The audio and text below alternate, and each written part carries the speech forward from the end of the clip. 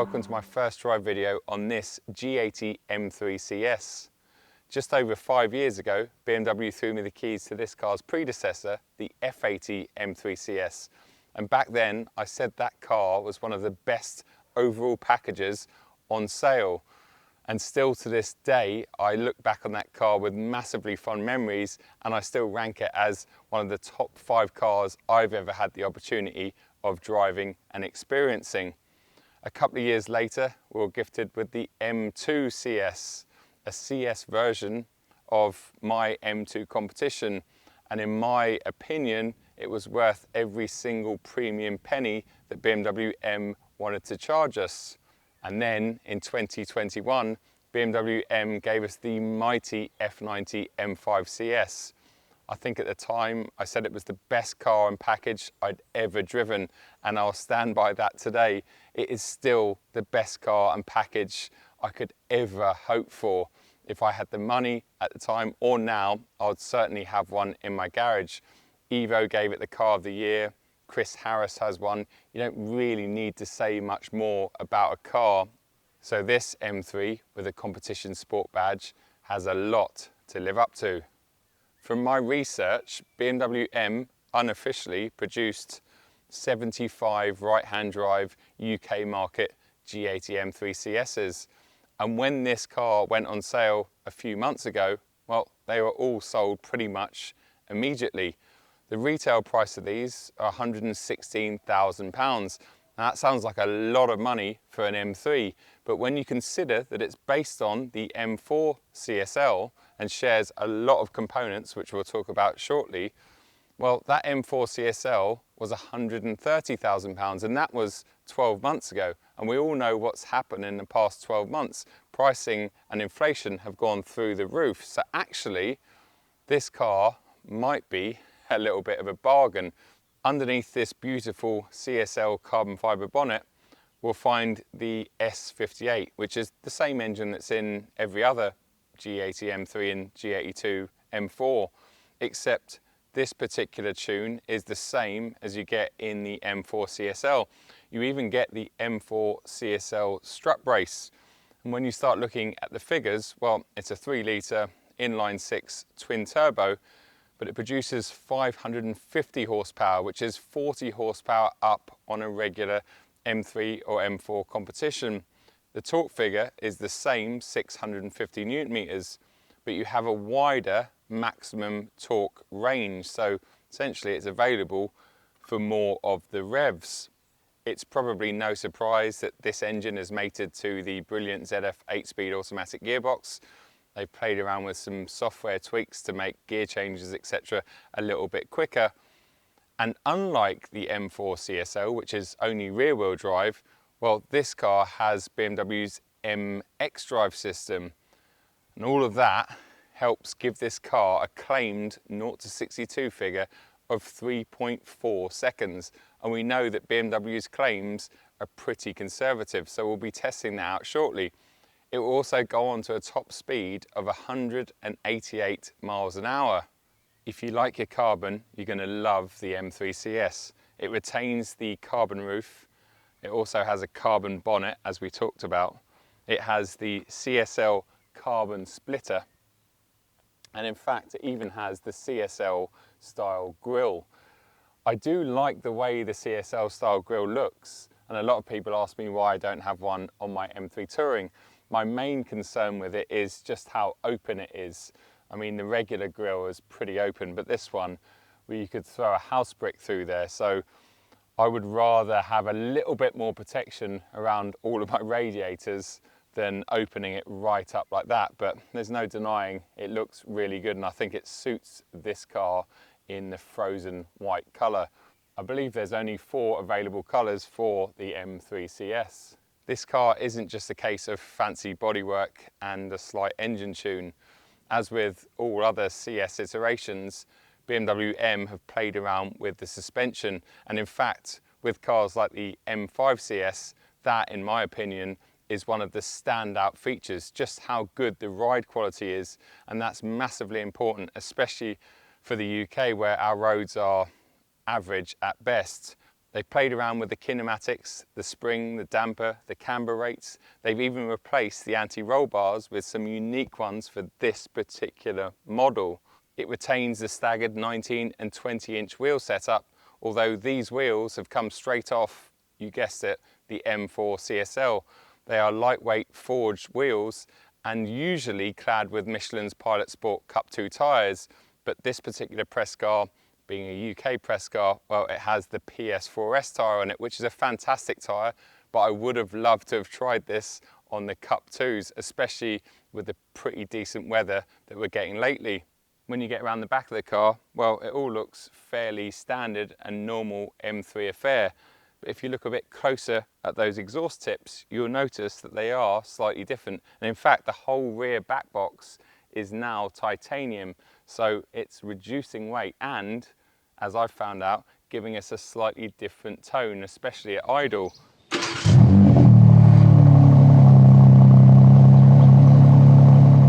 When you factor in that titanium back box, those lightweight wheels, the carbon fibre bonnet, and a couple of things that are going on inside, this car actually tips the scales at 20 kilos less than an equivalent M3 Competition X-Drive, but that's still 1,765 kilos. Jumping inside, well, it's a very familiar place for me to sit. We have the curved display in here because this is a 3 Series, unlike the M4 CSL that has the older style dashboard. And the interior itself is an individual CS interior. So we have extended leather everywhere and some unique carbon bucket designs. We also have CS on the backs of the seats. In terms of the steering wheel, well, this is clad with Alcantara with a red stripe at the top, which is almost identical to the one that I have in my M3 Touring now, because I've taken it down to Jack at Royal Steering Wheels. But it's not until we look down here at the center console where we see something rather special. Once again, this whole centerpiece of the console has been lifted out of the M4 CSL. The only thing that I can see is different is they've removed the L, so it just says CS. It's a very nice thing to look at, but in practice it's actually a little bit frustrating. The first reason it's frustrating is we've lost BMW's brilliant driving ergonomics. So my left elbow is nowhere near this tiny little elbow rest, where my right one sits perfectly on the door card. That's the first thing. The second thing is the storage bin has gone, so we're left with a little cubby hole down here. I have a USB cable and my small wallet, but that's pretty much all you can fit in there. But the third and most annoying thing is the cup holders have been removed and replaced with a wireless charging pad. Now, although the wireless charging pad is useful, I would much rather have some cup holders in there. It's not like there's any reason for them not to be there. I can't believe that 2 plastic cup holders weigh more than an electronic wireless charging pad. So that really confuses and frustrates me, because although we've lost a few bits here as we talked about, I could live and deal with those if we still had our cup holders, and I think the fact they've removed the cup holders is just a step too far. It's really form over function, if you want my honest opinion. Before we take this out on the road though, I want to talk about why I think this car is relatively good value. It could almost be called a bargain, and I know that sounds ridiculous for something in a 3 Series shell that costs almost £120,000, but hear me out. A base M3 Competition X-Drive costs £84,000. You add the carbon ceramic brakes at £8,500. The carbon pack, which includes these carbon seats and the carbon exterior stuff that this car comes with standards, well, that's another £7,100. The visibility pack, which is essentially the laser lights, again this car comes standard with, £1,600. The full extended merino leather, which this interior has as standard, that's another £1,700. And the frozen white paintwork, that's another £4,000.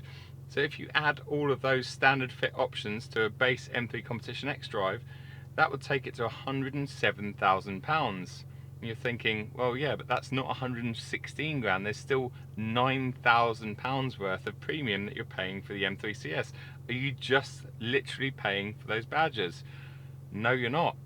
Remember, you get the carbon fibre bonnet, you get the CSL splitter and the CSL grille, you get a titanium rear exhaust box, you get that bespoke suspension setup, you get those lightweight forged wheels, you get the CSL engine and gearbox map, you get a special CS steering map, you get this carbon center console. Love or hate it, it's still a lot of money's worth.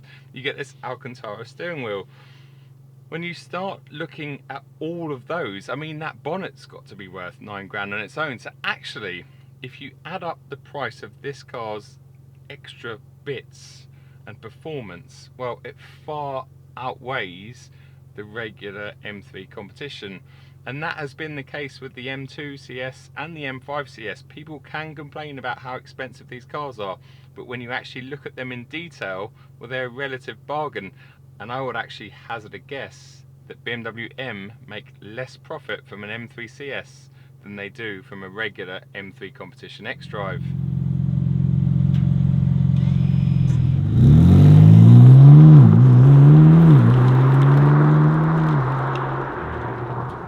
First things first, let's test out this car's claimed acceleration figures. BMW M say it will do the 0 to 62 sprint in just 3.4 seconds. Although I managed 2.99 seconds in my M3 competition X-Drive Saloon about 12 months ago. But that car had about 5,000 or 6,000 miles on it. It had a full exhaust system and an e-Venturi intake. So I'm not going to expect this to go any quicker than 2.99 seconds, but hopefully it should at least match it. My Racebox Mini is ready to go. I'm in four-wheel drive and I have all the traction aids switched off. My left foot is hard down on the brake, right foot on the accelerator, preparing launch control active, here we go. Oh my goodness gracious me, 2.97 seconds, wow, first attempt. That launch off the line, 1.1 seconds to 30 miles an hour. Just comprehend that for a second. Basically 1 second to 30 miles an hour. The traction in this thing is just unbelievable. I mean, it would leave an M4 CSL off the line absolutely for sure, without any doubt.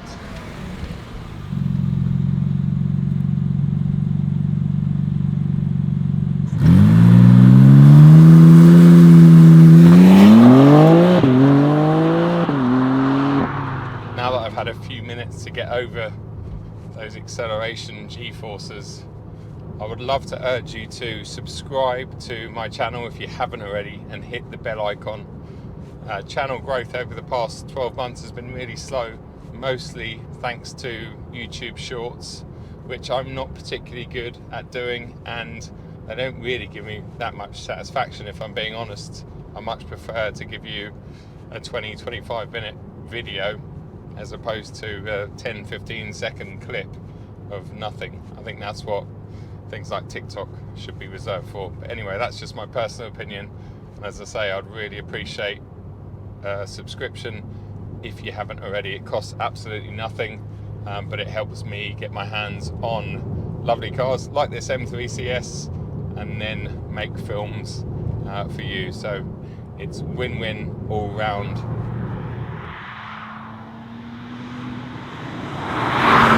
I know BMW's G8X M cars very, very well. I'd like to think that I actually know them better than the majority of journalists and other YouTubers out there, and that's simply because I've owned, well, 3 variations of the M3 myself, and I've spent a lot of time in M3/M4 press cars over the past 2.5 years.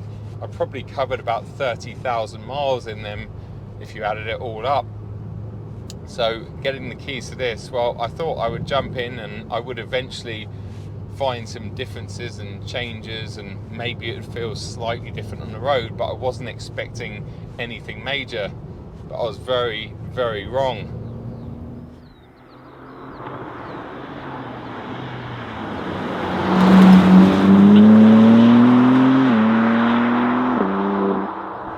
From the second you fire it up, it sounds different, much thanks to that titanium rear box, but also the fact that it has a slightly higher idle.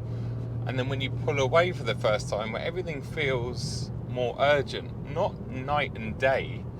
And we know it has an extra 40 horsepower, but it's not the power that you necessarily feel, it's the torque. But BMW claim that the torque figure is essentially the same.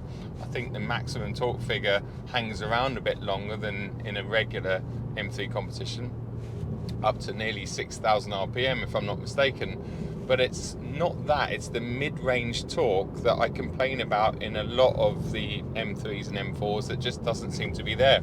I'm talking about torque that's about 1600 RPM up to 3000 RPM. See, in this car it just feels like it has more urgency. We know it is a little bit lighter, but not enough that would make up for the difference that I'm feeling in urgency. So although we've already timed it at under 3 seconds to 60 miles an hour, lightning fast, that power and pace just is everywhere. It just always feels like it's a bit more alive. Almost feels like it is, let's say, 150 kilos lighter, not 20 kilos lighter. The one caveat with that though is, I guess this is about 100 kilos lighter than my M3 Touring, and that is a car that I'm obviously most used to driving most recently. So maybe it's just that big weight change that I can feel. But I'm sure they've done something else with the engine. It's not just a case of turning that boost up a little bit to give us that extra 40 horsepower. It just feels rapid. And the last thing that the M3 needs is more straight line pace. It really doesn't need it. It's got so much already, but the CS just adds a bit more.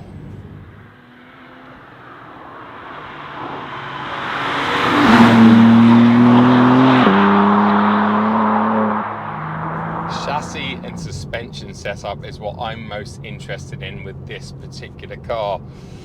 Firstly, every CS iteration seems to improve on the base car, and secondly, the base car, the M3 Competition X-Drive, is close to brilliant. It's very, very good, and it seems to work reasonably well on our bumpy UK roads. But once again, well, they've improved on that. They've really worked their magic. I haven't had a chance to really push this car, but I can tell you that from turn in to corner exit and everything in between, it just feels sweeter. It really does. It feels more keen and eager to go even faster through your favourite turns and corners.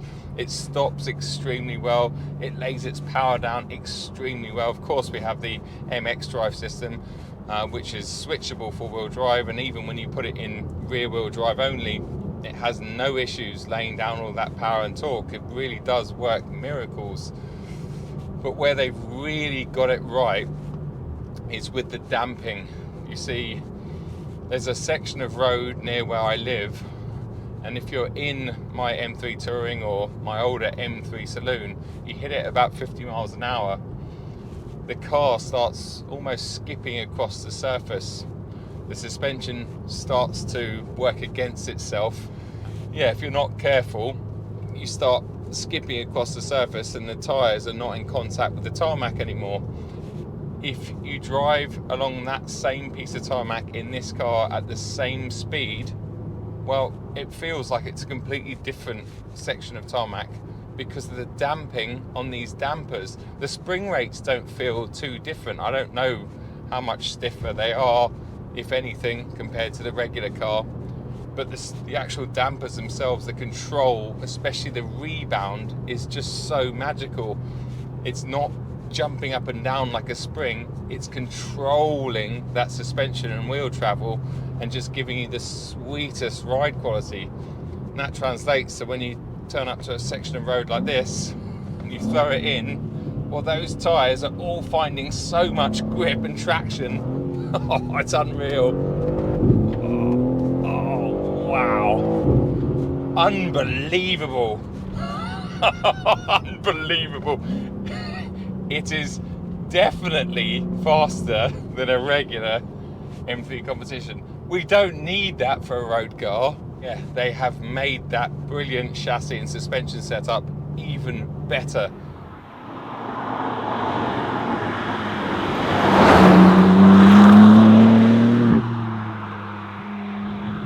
like every single car out there, this M3 CS does have a couple of negatives. There's no such thing as a perfect car. And the first one we've already talked about, being the center console, no cup holders and nowhere to rest your elbow, becomes a little bit annoying even in the 5 days that I've had this. The other negative, and something that BMW M haven't changed or fixed as far as I can tell, is the numb steering. See, these G80 M cars, it's definitely their weak spot. There's really little to no steering feel, and that is a big part of a sports car as far as I'm concerned. That base 911 that I took out to Le Mans recently, well, that thing, I wouldn't say it's oozing with steering feel, but for an E-Pass system, it certainly has a lot more feel than the equivalent M3, and it's just a shame that this doesn't really have any more than, say, my M3 Touring.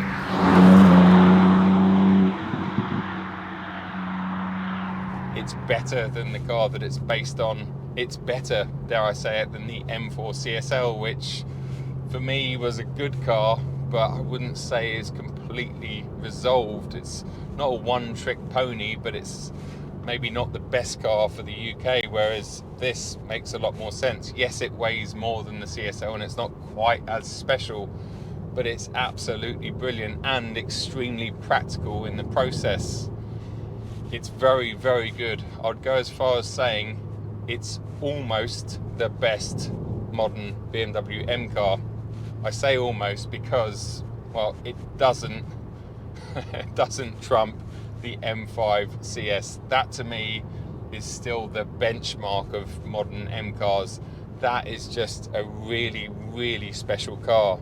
Things like its brilliant V8, the fact that it does have more steering feel than this car, the ride quality in the M5 CS is even better than this car. I think the F90 chassis is a bit more supple and works a bit better on UK roads, whereas this G8 chassis is really stiff and really good, especially when you take it out on track. The flip side of that is when you're on a UK road, even with a really good suspension setup like this car, it still feels a bit too stiff at times, and the M5 CS just doesn't do that. Also, when you factor in the M5 CS's cabin, especially the rear bit with those two individual bucket seats, maybe slightly unnecessary, but just so cool. Yeah, that car still takes it for me. But that is taking nothing away from this G80 M3 CS. This is a brilliant, brilliant car. And if you've ordered one or you have one coming, well, I can tell you now, you're not going to be disappointed.